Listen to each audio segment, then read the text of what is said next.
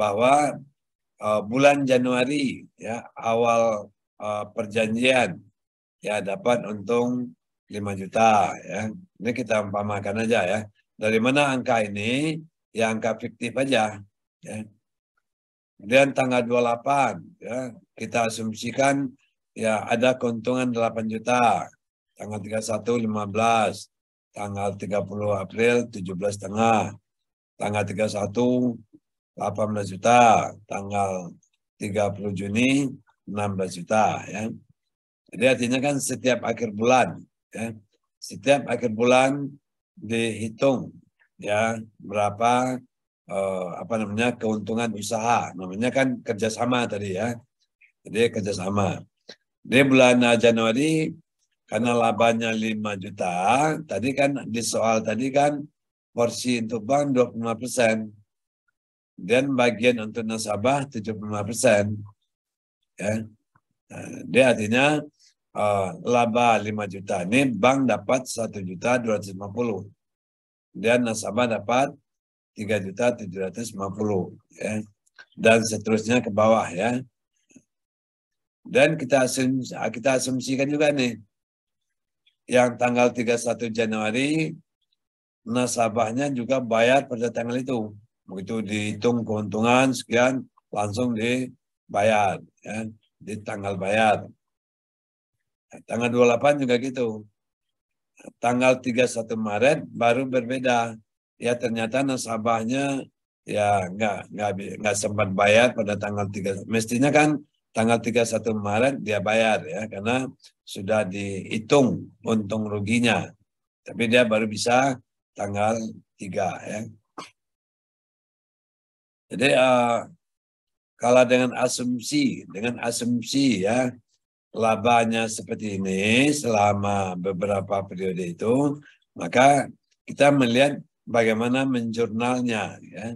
Jadi menjurnalnya sederhana aja kan. Jadi tanggal 31 Januari bagi bank dia mencatat ya kas pada pendapatan bagi hasil mudharabah ya. Dan tanggal 28 juga gitu. Karena dia bayarnya tepat pada akhir bulan semuanya. Jadi berbeda dengan bulan Maret, 31 Maret. Jadi perhitungan keuntungan 1 Maret ini maka dicatat sebagai piutang ya. Jadi itu yang namanya akrual ya. Jadi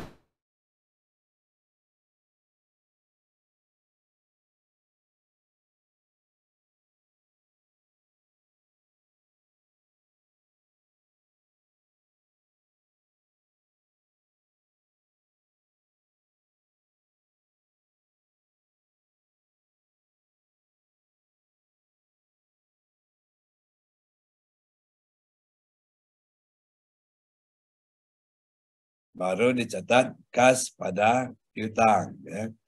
Jadi di sini tanggal 31 piutangnya bertambah karena di debit dan pendapatannya bertambah. Pada waktu piutang dilunasi, maka piutang dikurangi atau dikredit. Jadi kalau kita baca ini kas bertambah, piutang berkurang ya. Jadi itu aja yang membedakan ya. Jadi setiap tanggalnya berbeda, maka pada tanggal jatuh tempo itu, tanggal 30 April itu harus dicatat sebagai piutang. Ya. Jadi nggak boleh nggak. Ya, mohon maaf kita skor sebentar selama azan berlangsung ya.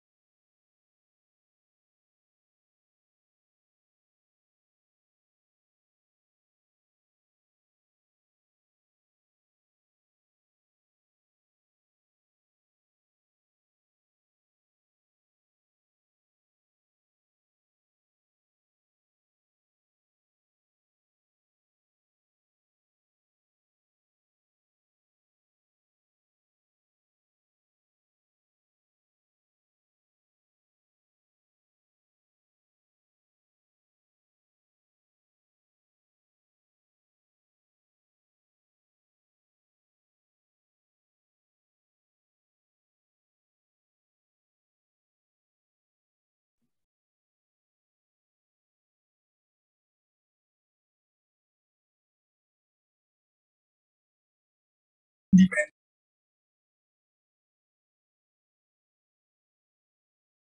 kayaknya Zoom saya masih ada kendala kayaknya ya.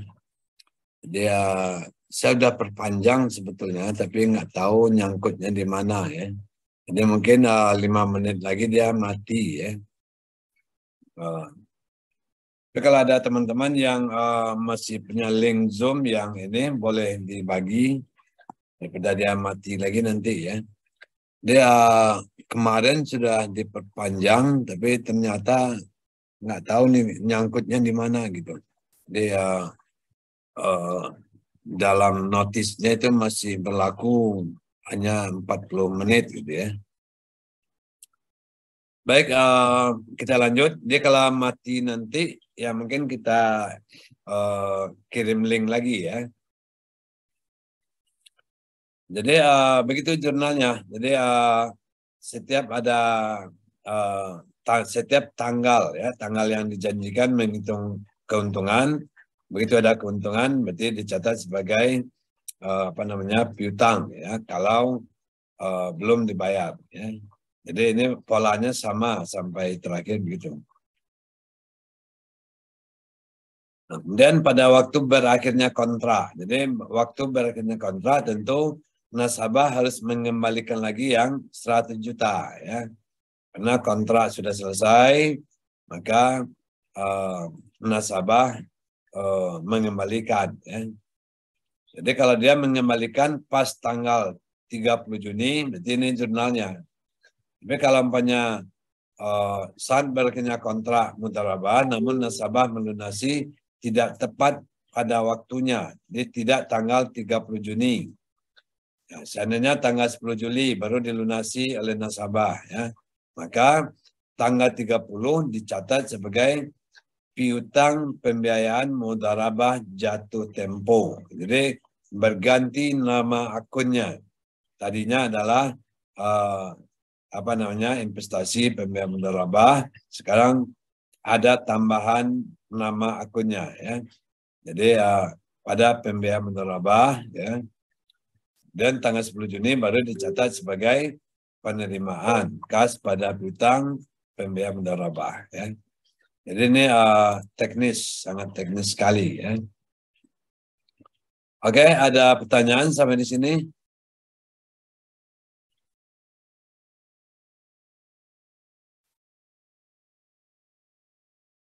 Kalau tidak, ya kita lanjut ke. Tapi kayaknya mau putus Zoom-nya ya. Karena tadi udah ada sinyal tadi warning ya. Jadi kalau putus nanti saya kirim lagi link baru ya. Baik, Prof. Ya, silakan kalau ada yang mau tanya tentang mudharabah atau mau nanya-nanya yang lain nggak boleh ya. Mungkin yang lagi hangat sekarang proposal mungkin ya.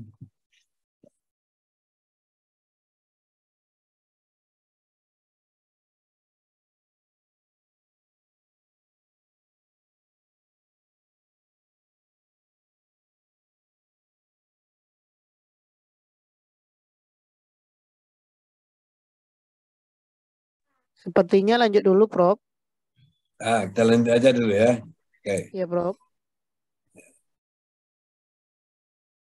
Kita lanjut ke musyarakah. Jadi polanya sebetulnya sama ya. Jadi polanya sama. Kalau yang satu kan modalnya dari salah satu ya. Kalau musyarakah dia kan syarikat. Jadi kalau syarikat berarti modalnya dua-duanya. Jadi dua-dua menyetor modal ya.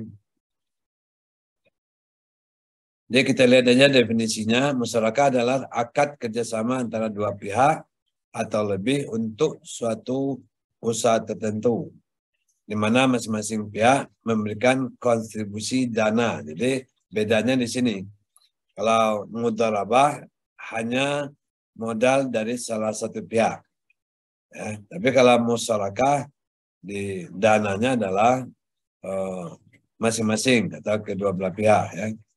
Dengan ketentuan bahwa keuntungan dibagi. Jadi keuntungan dibagi berdasarkan kesepakatan. Sedangkan rugi berdasarkan porsi modal. Ya. Nah, ini fokusnya di sini. Sama dengan mudharabah tadi, keuntungan dibagi sesuai dengan kesepakatan.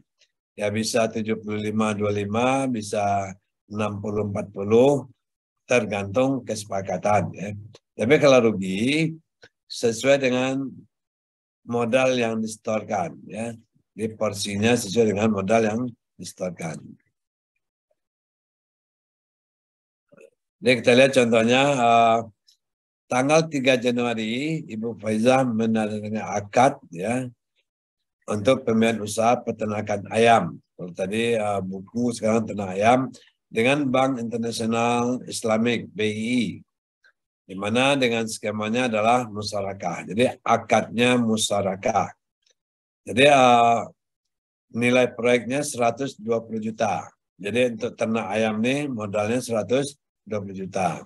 Bank memberikan modal 80, itu kan dari nasabah 40 ya. Kemudian pembayaran oleh bank itu bertahap. Jadi 40 pada tanggal 7 Januari, kemudian sisanya 3 Februari ya. Kemudian kontribusi Ibu Faizah 40 juta ya. Jadi sehingga total modal kan 120. Jadi untuk usaha ternak ayam ini bank memberikan modal 180 dan nasabah menyediakan modal 40 ya. Periodenya 12 bulan. Jadi disepakati kerjasamanya untuk nasabah 60, bank 40 ya. Dan biaya administrasi ditetapkan 800 ya. Skema pembayaran dan pelaporan porsi bank setiap 4 bulan. Jadi mungkin berdasarkan siklus usaha modal ayam ya. Jadi kalau ayam mungkin panennya 4 bulan sekali ya. Kemudian biaya administrasi, ini biayanya kok 2 ya. Biayanya seharusnya 1 ya. Dia bisa kita abaikan salah satu ya. Jadi biayanya cukup 1 aja nih. Ya. Dan tetap bank ini sebagai bank pada waktu dia tanda tangani akad maka dicatat sebagai yang namanya kewajiban komitmen ya. Jadi pos lawan komitmen administrasi pembiayaan pada modal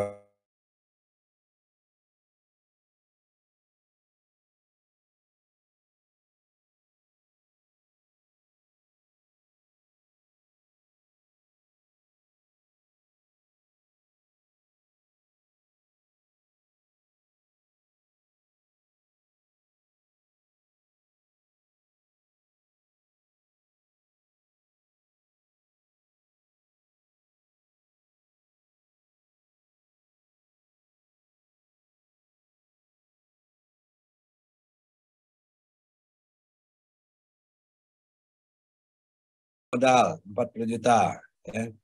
Maka bagi bank akan dicatat pembiayaan musyarakah pada kas ya. Kemudian dengan adanya pembayaran itu maka rekening tadi dibalik lagi.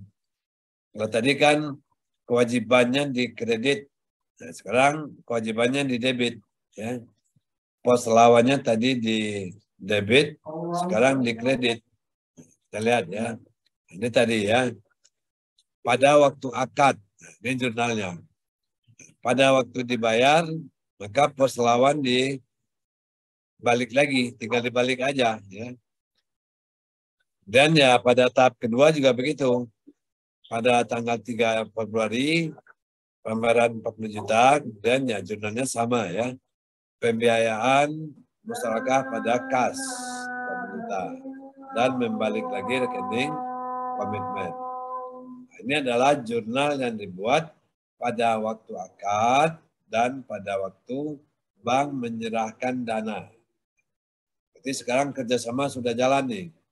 Kan bisa juga kerjasama itu rugi. Ini kan nggak mesti laba ya. Jadi kalau rugi nanti sesuai dengan porsi modal. Tapi kalau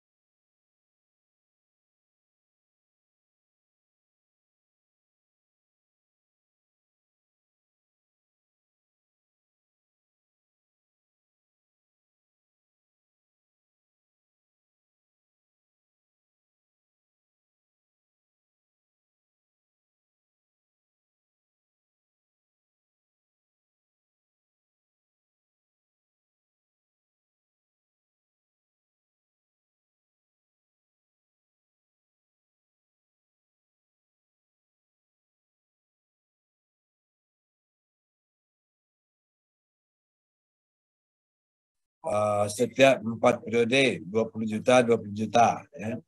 Ini kan sebetulnya variasi aja. Tapi dalam prakteknya bisa juga nanti sebulan sekali dikembalikan. Jadi sehingga secara bertahap nasabah mengembalikan modal kepada bank itu setiap bulannya. Jadi tergantung dari perjanjian itu sendiri. Ya. Jadi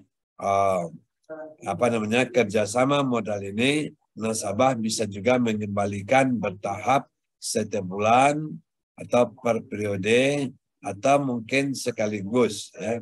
Tapi itu teknis lah ya. Tapi pada prinsipnya namanya kerjasama modal. Kalau kerjasama sudah berakhir, tentu nasabah harus mengembalikan modal yang bersangkutan. Ya.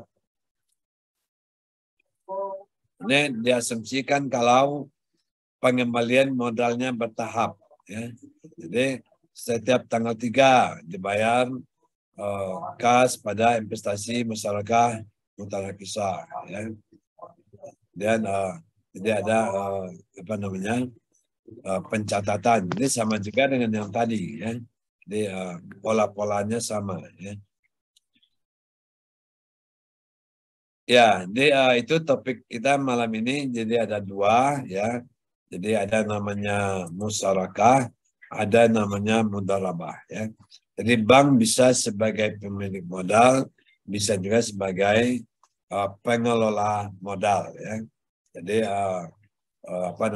dalam kasus-kasus tadi sebetulnya kalau kita lihat bank syariah ini punya biasanya kan ya dalam adalah pembicaraan kita kan selalu membanggakan bank syariah itu dia keunggulannya bagi hasil ya. Jadi inilah produk bagi hasil, namun dalam prakteknya belum maksimal ya. Jadi mestinya ya produk bagi hasil bank syariah ini menjadi produk andalan semestinya. Karena dia punya ciri khas ya. Ciri khas yang tidak ada di konvensional ya. Jadi mestinya ya sesuai yang digadang-gadangkan di macam-macam literatur ya. Baik waktu seminar ataupun dalam jurnal, dalam penelitian itu selalu dibanggakan. Ini bank syariah ini bagusnya karena dia bagi hasil, keunggulannya bagi hasil. Tapi dalam prakteknya belum maksimal. Kita akan berharap sebetulnya produk bagi hasilnya adalah produk andalan bagi bank syariah karena tidak dimiliki oleh bank lain ya. Ini sekedar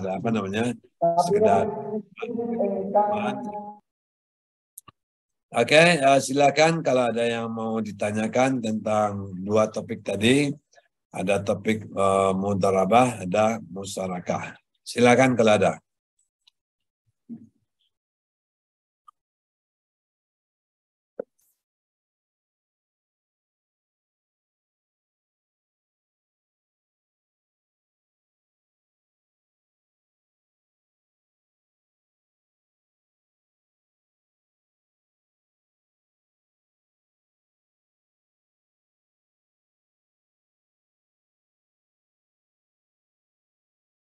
Ya, kalau tidak ada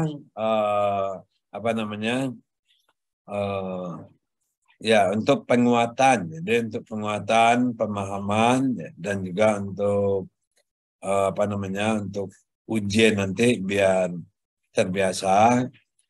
Jadi silakan teman-teman buat kerjakan tugasnya. Jadi buat contoh-contoh transaksi mudharabah dan musyarakah ya.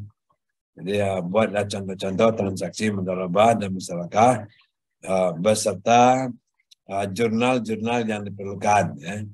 Jadi pada waktu akad apa jurnalnya, ya, kalau karena musyarakah pada waktu penyerahan dana bagi bank jurnalnya apa, dan pada waktu perhitungan bagi hasil jurnalnya apa, dan pada waktu pengembalian. Jadi sebetulnya 4 poin itu teknis menjurnal ya. Pada waktu akad itu ada pencatatan rekening administrasi atau rekening komitmen. Dan ada pencatatan biaya yang dibebankan ke nasabah. Bagi bank tentu pendapatan administrasi. Ya. Kemudian ada lagi nanti waktu bank mengucurkan dana, memberikan dana. Apakah mudharabah atau musyarakah? Konsep jurnalnya sama, cuman akunnya berbeda. Yang satu investasi mudharabah, yang satu investasi musyarakah.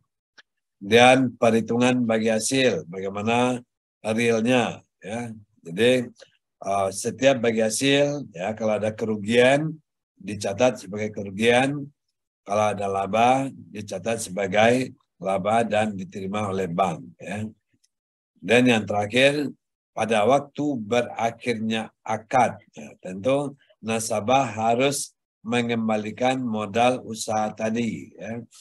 Jadi pengembalian bisa sekaligus dan bisa juga bertahap. Ya. Ini tergantung dari akad.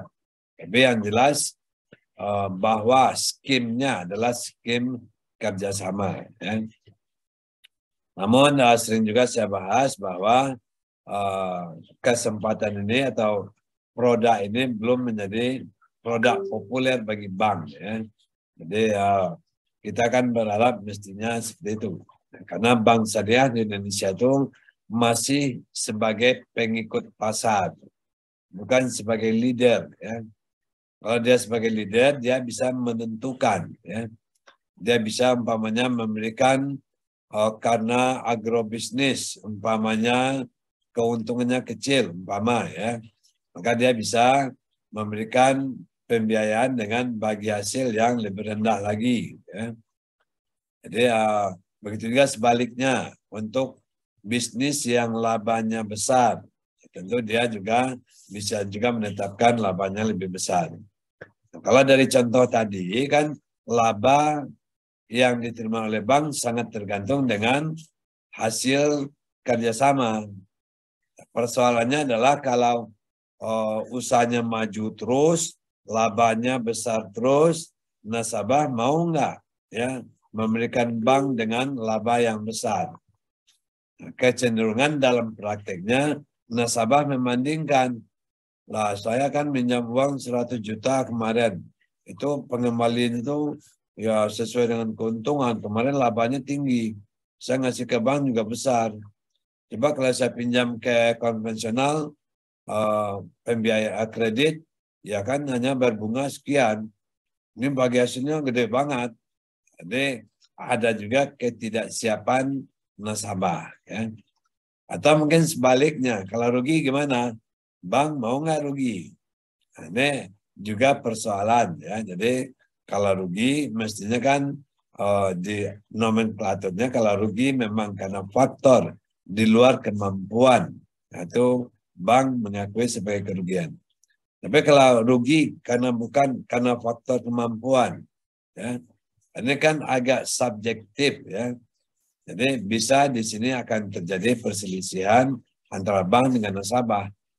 Ini nasabah ngotot nih, ini kerugiannya di luar kemampuan. Kata penilaian bank enggak, ini bukan di luar kemampuan. Jadi sering juga terjadi akhirnya berperkara, ya. Jadi antara bank dengan nasabah dengan konsep bagi hasil. Tapi bank biasanya kalau bagi hasil dia akan minta jaminan. Jadi jaminan untuk kerjasama. Jadi kalau umpamanya nanti ada kerugian yang memang di luar kemampuan nasabah, ya itu diakui. Tapi kalau bukan karena di luar kemampuan, karena ada unsur kelalaian, maka bank akan menyita jaminan tadi. Ya. Ini suatu problem, suatu dilema yang memang kalau kita lihat prakteknya masih seperti itu. Ya. Di praktek mudharabah musyarakah. Ya. Tapi sekarang sudah banyak inovasi-inovasi produk yang dibuat oleh bank, terutama bank syariah ini mengacu, menginduk ke skim yang diberikan oleh konvensional. Kayak leasing, ya. Leasing di konvensional, ada IMBT di syariah. Ya. Jadi sehingga ada selalu mengikut pangsa pasar yang ada di bank konvensional. Ya.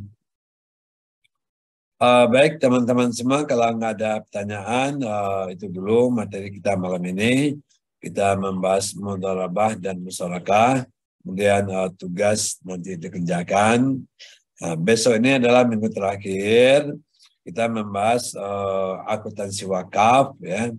Kemudian pada sesi terakhir nanti minggu depan itu ada kuis yang akan dibuat dalam Google Form. Ya.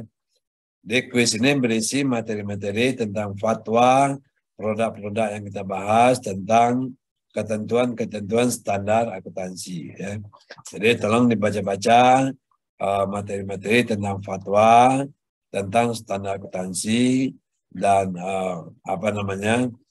contoh-contoh yang pernah diberikan. Ya.